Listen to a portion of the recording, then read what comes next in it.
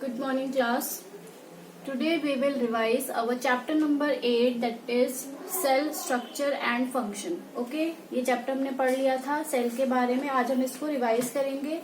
Cell, उसके structure के बारे में और उसके फंक्शंस के बारे में. ठीक है, हमने देखा था सेल होता क्या है बेटा. सेल होता है structural and functional unit of life, fundamental unit of life. हम इसको फंडामेंटल यूनिट ऑफ लाइफ क्यों बोलते हैं, क्योंकि मैंने आपको एग्जांपल दिया था कि जो सेल है उस एक सिंगल सेल से ही हमारी पूरी बॉडी मेड अप ऑफ होती है. ठीक है, एक एग्जांपल से समझते हैं कि एक घर बनाने के लिए, एक बिल्डिंग बनाने के लिए हमें किसकी जरूरत होती है. सबसे बेसिक चीज क्या होती है, वो होती है ब्रिक. ठीक है, क्या होती है, ब्रिक. ब्रिक क्या होता है, ईंट. ठीक है, एक एक ब्रिक को जोड़कर क्या बनाया जाता है, ईंट बनाई जाती, बिल्डिंग बनाई जाती है. ठीक है, और बिल्डिंग से घर बनता है. ठीक है, इसी तरीके से जो हमारी पूरी बॉडी है, बॉडी में जो सबसे बेसिक यूनिट है वो क्या है, सेल है. ठीक है, तो सेल को हम क्या बोलते हैं, सेल क्या होता है, the fundamental unit of life. ठीक है, समझ में आया ये. इसके बाद हमने देखा था कि जो सेल है उसकी डिस्कवरी किसने करी. सबसे पहले इसकी शुरुआत किसने की थी कि जो हमारी बॉडी है या जो लिविंग ऑर्गेनिज्म है वो सेल से मेड अप ऑफ होता है, ये किसने बताया था. ये सबसे पहले डिस्कवरी की थी, डिस्कवरी किसने की थी,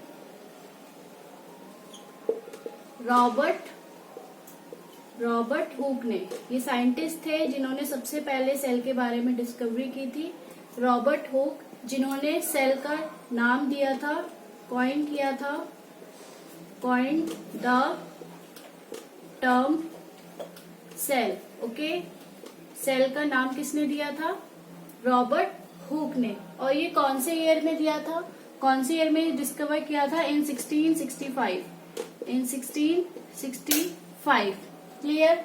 तो डिस्कवरी में हमने देखा कि डिस्कवर किसने किया था, रॉबर्ट हुक ने किया था. साइंटिस्ट थे वो, और उन्होंने सेल नाम दिया था फंडामेंटल यूनिट ऑफ लाइफ को, और 1665 में ये डिस्कवरी हुई थी. ठीक है, उसके बाद हमने देखा था कि जो ये सेल है उन्होंने वो कैसे डिस्कवर किया था. ठीक है, तो उन्होंने देखा था कि जो कॉर्क होता है, बार्क ऑफ अ ट्री से, मतलब बार्क क्या होता है, ट्री की छाल होती है. जैसे आपने देखा होगा ये ट्री है.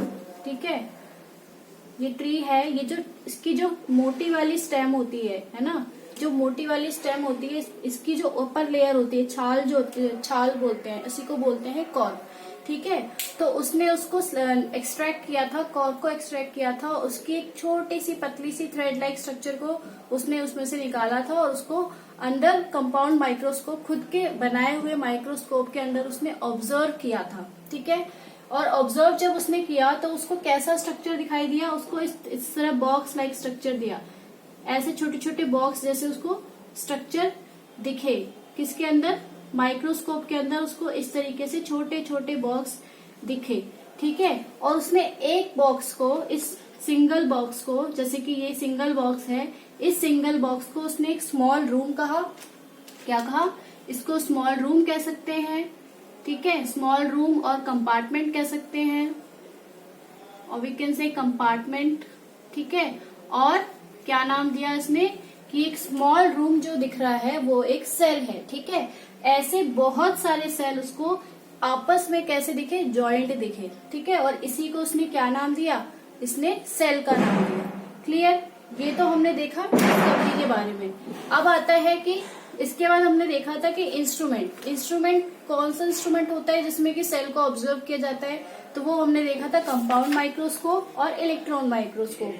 तो हमने कंपाउंड माइक्रोस्कोप में क्या देखा था कि जो कंपाउंड माइक्रोस्कोप होता है is commonly used in the science laboratories and observe tiny object. जितने छोटे छोटे ऑब्जेक्ट्स होते हैं जो हमें अपनी नेकेड आई से नहीं दिखाई देते हैं, विजिबल नहीं होते हैं, उनको कंपाउंड माइक्रोस्कोप के अंडर ऑब्जर्व किया जाता है. ठीक है, और इसका जो पावर होता है, मैग्निफिकेशन इन पावर जो होता है कंपाउंड लाइट माइक्रोस्कोप रेंज क्या होता है उसका 100 to 1500 टाइम्स, ठीक है। उसके बाद जो इलेक्ट्रॉन माइक्रोस्कोप है, इलेक्ट्रॉन माइक्रोस्कोप को कहाँ यूज किया जाता है, it uses electromagnets instead of glass lens. Difference क्या है, उसमें ग्लास लेंस यूज होता है कंपाउंड माइक्रोस्कोप में, और इलेक्ट्रोमैग्नेट में इलेक्ट्रोमैग्नेट यूज होता है, ठीक है, इलेक्ट्रॉन माइक्रोस्कोप में। तो ये डायग्राम है इलेक्ट्रॉन माइक्रोस्कोप का, और ये वाला डायग्राम है कंपाउंड माइक्रोस्कोप का, ठीक है। आप इसको रीड करके इसके डिफरेंसेस के बारे में पढ़ सकते हो। नेक्स्ट टॉपिक आता है स्टेनिंग। अब स्टेनिंग क्या होता है, इसके बाद हम देखते हैं स्टेनिंग।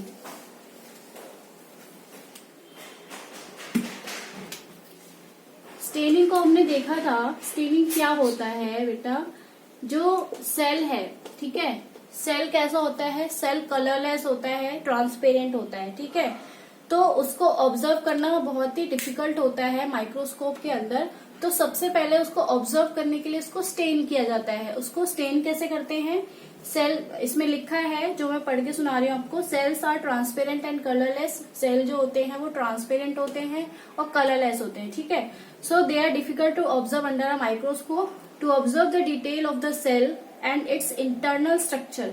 एक छोटा सा सेल मैंने आपको दिखाया, एक स्मॉल बॉक्स जैसा होता है, स्मॉल रूम जैसा होता है, उसके अंदर भी बहुत सारे कंपोनेंट्स होते हैं सेल के अंदर, जैसा हमने चैप्टर में पढ़ा था, ठीक है। अब सेल ही देखना मुश्किल है तो उसके अंदर के कंपोनेंट कैसे देखोगे, तो उसको देखने के लिए उसको पहले स्टेन किया जाता है, ठीक है। स्टेन करने के लिए कौन से सॉल्यूशन को यूज किया जाता है, डाइस को यूज किया जाता है, सैफ्रोनिन, इयोसिन, मिथिलिन ब्लू, ठीक है, क्रिस्टल वॉयलेट, ये कुछ डाइज हैं जिसको पहले की डाई किया जाता है सेल को, ठीक है, स्टेन किया जाता है, उसके बाद उसको माइक्रोस्कोप के अंदर ऑब्जर्व इजीली कर सकते हैं, ठीक है। इसके बाद आता है आपका यूनिसेलुलर एंड मल्टी सेलुलर। अब स्टेनिंग के लिए आपको पता होना चाहिए कौन कौन से डाइज आपको बुक में दे रखे हैं, कौन कौन से है, सैफ्रोनिन,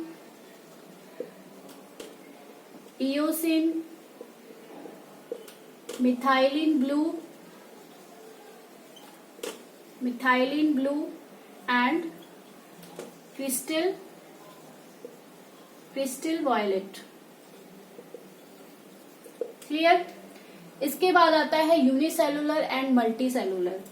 आता है यूनिसेलुलर एंड मल्टी सेलुलर।